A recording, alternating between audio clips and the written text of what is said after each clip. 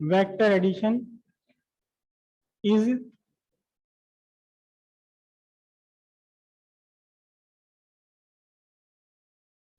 Vector addition is commutative. Vector addition की property है commutative. इस कम्यूटेटिव प्रॉपर्टी का मतलब क्या है कि ए वेक्टर में आप बी वेक्टर ऐड कर दें या बी वेक्टर में ए वेक्टर आप ऐड कर दें, दोनों बार एक सही आंसर आएगा। कम्यूटेटिव का मतलब आगे पीछे करके भी अगर आप ऐड कर दें तो भी सेम आंसर आना है। ठीक है, छोटा सा डायग्राम है, छोटे से डायग्राम से इसे हम समझते हैं। ये गिवन है आपको ए वेक्टर और एंगल थीटा पर आपको गिवन है बी वेक्टर। इनका दोनों का ऐड करने के लिए आपने क्या करना होगा, सिंपली एक पैरेललोग्राम कंप्लीट करना होगा। पैरेललोग्राम का आपका डायगोनल बनता है R vector which is equal to what, A vector plus B vector. पूरे पैरेललोग्राम को नाम दे लेते हैं हम O P Q S. Triangle law लगाते हैं इस पैरेललोग्राम में, दो बार ट्रायंगल लॉ लगाएंगे। By triangle law in triangle OPS. OPS triangle में ट्रायंगल लॉ, सिंपल सी बात है, OP vector plus PS vector equals OS vector. Triangle law of vector addition लगाना, उसमें आपको राइट ट्रायंगल कहीं ढूंढना ही नहीं है। दो वेक्टर्स, दो साइड्स आपने ली कैसे, एंटी क्लॉकवाइज, तो तीसरी साइड इसके अपोजिट क्लॉकवाइज आपने ले ली, OP plus PS equals OS. ठीक है, अच्छा पीएस किसके इक्वल है, पीएस ओएस के इक्वल है, क्योंकि पीएस का डायरेक्शन भी वही है जो ओ क्यू का है और पीएस का मैग्नीट्यूड भी वही है जो ओ क्यू का, अपोजिट साइड्स ऑफ पैरेललोग्राम है। तो ये बना आपका ओपी प्लस क्या बोलो O Q is equal to O S vector. OP vector क्या है आपका, A vector plus B vector equals, इसे ही जोड़ दो ओ एस वेक्टर को। अब उसके बाद आपने क्या करना है, फिर से ट्रायंगल लॉ लगाना है by triangle law in triangle O Q S. अब ओ क्यू एस ट्रायंगल में आपको ट्रायंगल लॉ लगाना है, ये ओ क्यू एस ट्रायंगल में आपको ट्रायंगल लॉ लगाना है।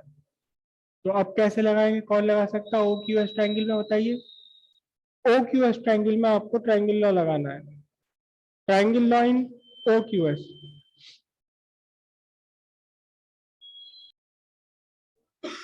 भाई वाह, कई बार हाथ उठ गए। चलो आज आप बताइए। S Q vector plus Q O vector is equal to O S vector. S Q vector S O vector, हाँ ट्रायंगल तो आप लगा रहे हो लेकिन एस ओ वेक्टर ना ला करके ओ एस वेक्टर लाओ, लगा आप सही रहे हो। बताओ फिर क्या बनेगा, इज इक्वल टू में आपने एस ओ वेक्टर बोला ना, इज इक्वल टू में आपका ओ एस वेक्टर होना चाहिए।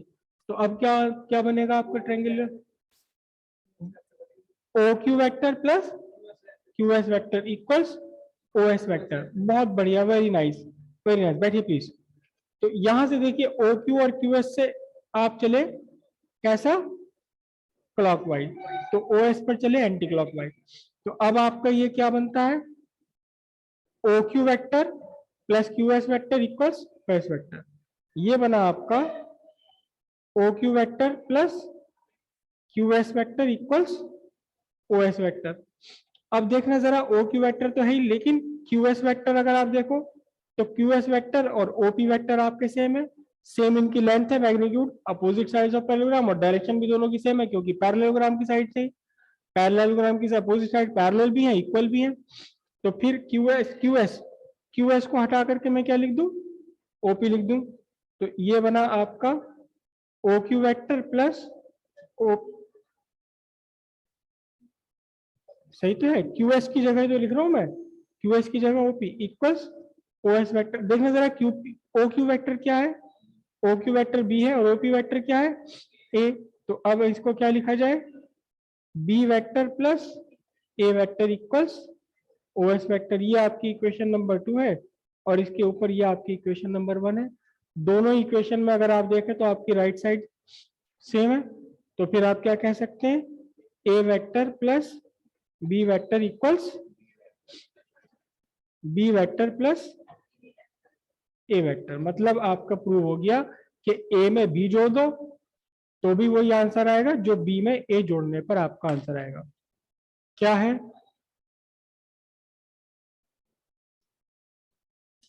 Dot product of two vectors is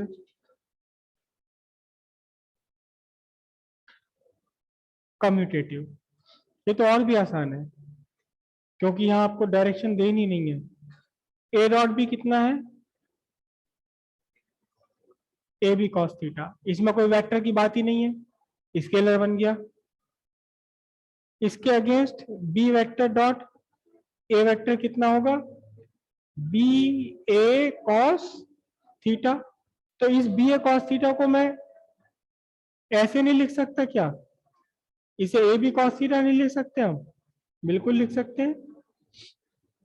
अब ये आपकी इक्वेशन 1 बन गई, ये इक्वेशन 2 हो गई। दोनों से अगर आप कंपेयर करें तो दोनों आंसर एक ही है राइट साइड।